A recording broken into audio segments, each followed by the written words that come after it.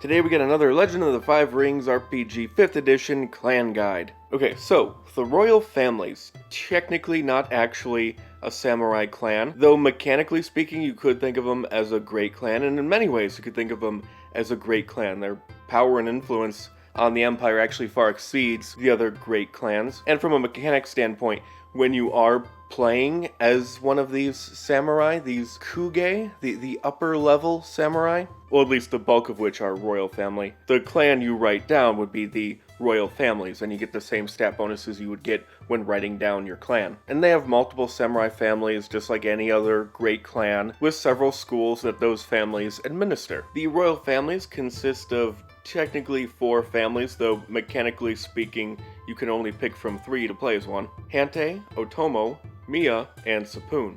Hantei is the original imperial line. The great kami Hantei fell along with his other brothers and sisters. They had a tournament to decide who would rule over this land of men. They each got followers, and these followers became the first of the samurai families. And these families eventually broke off, eventually gaining other families. In this case, Hantei gained a follower by the name of Lady Sapun, and her followers formed the Sapun family, vowing to guard the now mortal Hantei and his descendants forever and always. So we have the Hantei family line, which is constantly churning out emperors, and the Sapun family, who mostly consist of royal guards or other more magical-focused protectors. And from this original family of Sapun, Otomo and then Miya eventually sprung forth.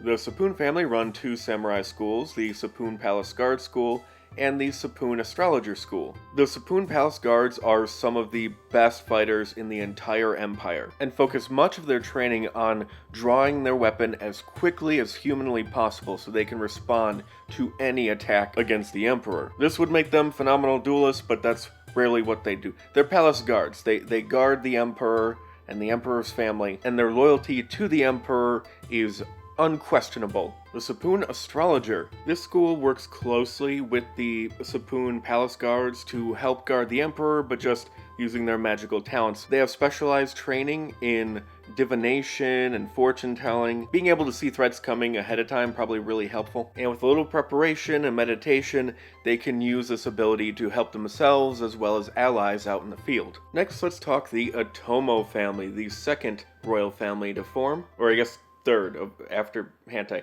I keep forgetting Hantei is a royal family because it's not really a player option, so it barely exists to me. Anyway, the Otomo family.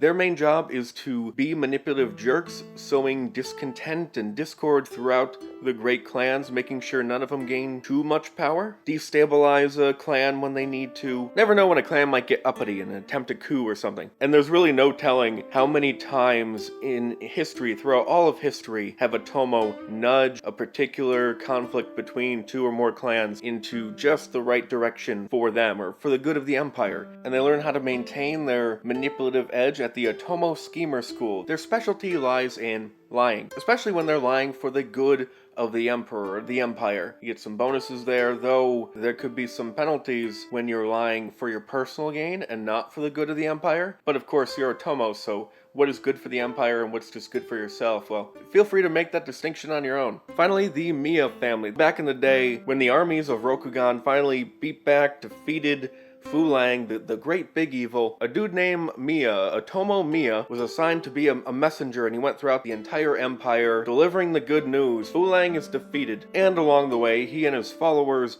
ended up helping to rebuild places that they visited. They were ravaged by the war, of course, so this was a great big help, and Miya and his followers gained a huge reputation.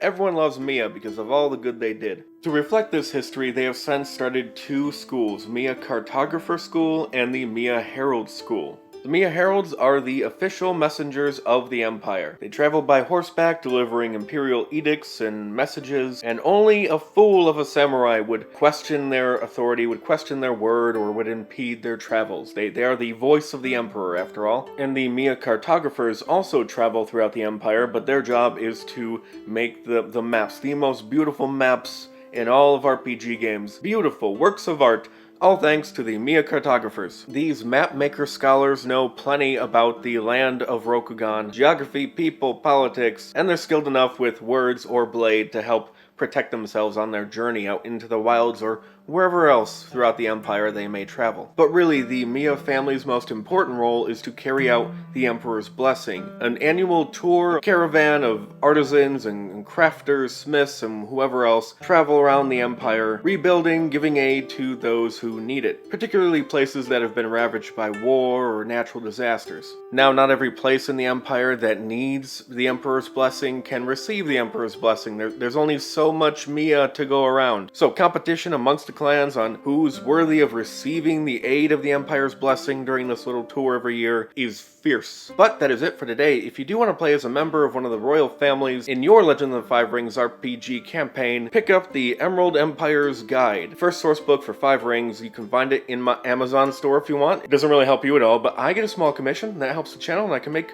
more videos. Next clan guide we're going to start talking about the minor clans, mostly house rules to how to play as them, because most of them you can't play as minor clans yet because we don't have stats, but there's lots of ways around that little problem. So, house rules for minor clans. Stay tuned for that.